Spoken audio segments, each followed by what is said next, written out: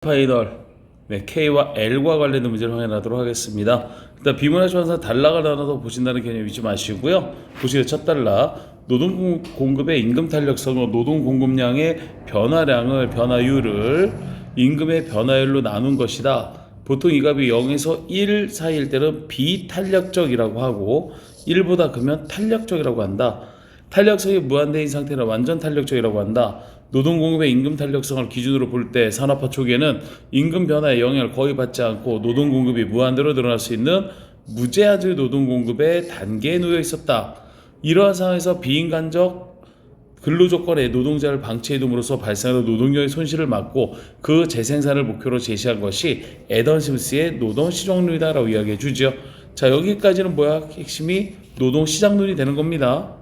자, 두 번째, 흔히 애덤 스미스를 국가 권력의 간섭을 최소한으로 제한하고 사유재산과 기업의 자유를 옹호하는 자유방위론자라고 하나 그는 결코 당대 현실이 있는 그대로 받아들이고 무조건 이를 찬미하는 소극적 자유방위론자가 아니었다. 공정한 질서가 없는 상태에서는 아무도 자유로울 수 없기 때문이다. 그는 공정한 사회 질서의 내용으로 독점의 철폐와 경제의 확립을 들었다. 두 가지 이야기했지요. 그는 현실을 그대로 두면 독점과 노사 간 교섭력의 차이 등이 발생할 수 있음을 항상 경계하였고 독점을 줄이고 노사 간 교섭력을 균등하게 하여 경쟁적 시장 조건 즉 자유방임 정책이 성공할 수 있는 조건을 만들 것을 강조하였다.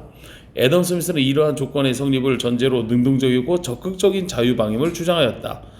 그의 이러한 당시의 노동시에 대한 그의 견해는 잘 나타난다. 잘 보셔야 돼요.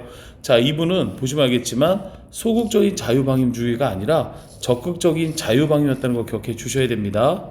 그 다음에 세 번째 단락은 애덤 스미스의 노동시장은 노동시장이 경쟁적 시장이 되기 어렵다는 사실에 대한 인식에서 출발한다.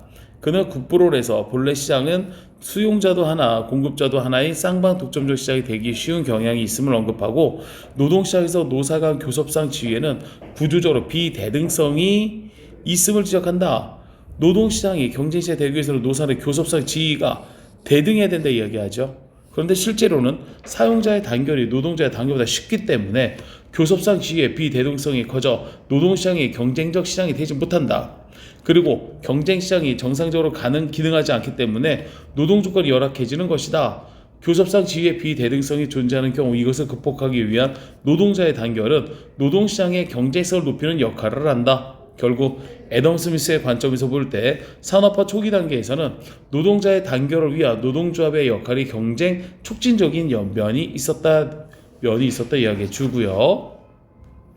산업화 초기 무제한적 노동 공급의 단계에서는 잘 보셔야 됩니다. 과잉 노동력이 존재하기 때문에 노동력이 넘쳐요. 임금의 수준이 최저 생계 수준이 벗어나기 힘들다. 자, 기억합시다.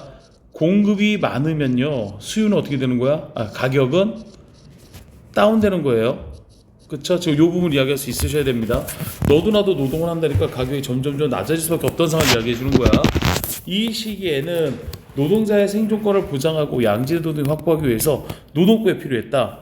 애덤 스미스는 노동시장에서 나타나는 교섭상 지위와 구조 비대등성을 노동자들이 단결하여도 완전히 해결하기 어렵다는 점을 지적하면서 경제상정을 통한 노동수요의 지속적 확대에서 그 답을 찾고 있다.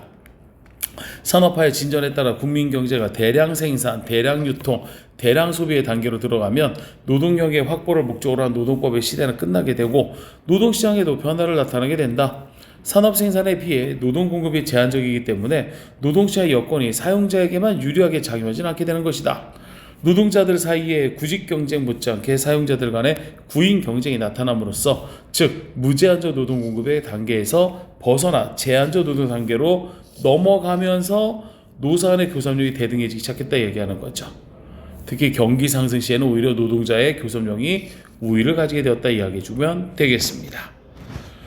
자, 그러면 노사 간의 교섭력에도 대등성이 성립하고 노동시장에서 경쟁이 기능하기 시작하면서 비로소 임금의 수준은 노동의 생산 기여분이 노동 생산성에 접근하게 되었다. 이에 따라 산업화의 성과에 대한 노동자들의 분배의 몫이 증가하고 임금 등의 근로조건은 국민경제의 생산성 상승에 맞춰 증가하게 되었다 이야기하죠. 자, 어렵지 않습니다. 뭐에 대해서 얘기하는 거야? 처음엔 애덤 스미스의 노동시장론에 대해서 이야기합니다. 그래서 이 사람은 어떤 사람이다? 소극적인 자유방임주의가 아니라 적극적인 자유방임주의다 이야기해 주고요. 이 사람은 노동시장론에서의 교섭에 대해서 이야기하는 거야. 그렇죠? 무한 경쟁이었을 때 쉽게 무제한적 노동 공급에서는 과잉 노동력이 때문에 될 수가 없었는데, 그렇죠? 경제 성장을 통해서 노동의 지속적 확대에 진전에 따라 국민의 대량 생산, 유통, 소비의 단계를 들어서면서 노동법 시대가 끝나게 되고 노동의 변화가 생기게 됐지요. 그러면서 어떻게 돼? 제한적 노동 공급 단계로 넘어가면서 교섭률이 높아지기 시작했다고 이야기해 줍니다. 자, 그럼 우리 K 문제를 확인해 볼게요. 삐리리는 임금의 변화를 나눈 값이 삐리릴 때 비탄력적이고 어쩔 땐 탄력이래. 이거 어디 있었어 우리? 여기잖아요. 첫 달러. 그쵸? 자, 그럼 무엇이 이야기할 수 있어야 된다? 맨 처음 들어갈 말 A에는 노동 공급률의 변화균을 이야기할 수 있어야겠죠? 자, 보시게 되면 노동공급의 변화율을 임금의 변화로 나눠야죠. 여기가 A 이야기할 수 있어야겠습니다. 그리고 0에서 1까지가 비탄력, 여기가 B 이야기할 수 있어야겠죠. 그 다음 1보다 크다, 여기가 C 이야기할 수 있어야겠고요. 자, 이랬을 때가 무제한적 노동공급이다. D 이야기해 주시면 되겠습니다. 그렇죠? 지금 여기는 첫 달락의 내용을 보시면서 확인해 주시면 돼요. K문제입니다. K문제. 자, 그 다음에 우리 L문제 확인합니다. 보기 A씨에 들어갈 말이래요. 보시면 과잉 노동이 존재함으로 노사간 교섭유지가 구조의 비대해서 해결하기 어렵다. 여기가 어디였어? 그쵸. 무제한적 노동 공급의 단계를 이야기할 수 있어야겠죠? 이게 어디 달락이 있었습니까? 우리 여기 달락 이야기할 수 있어야죠. 자, 자격회사로 약술은 전문이 다 나오는 게 아니라 사이사이 잘려 나올 수가 있어요.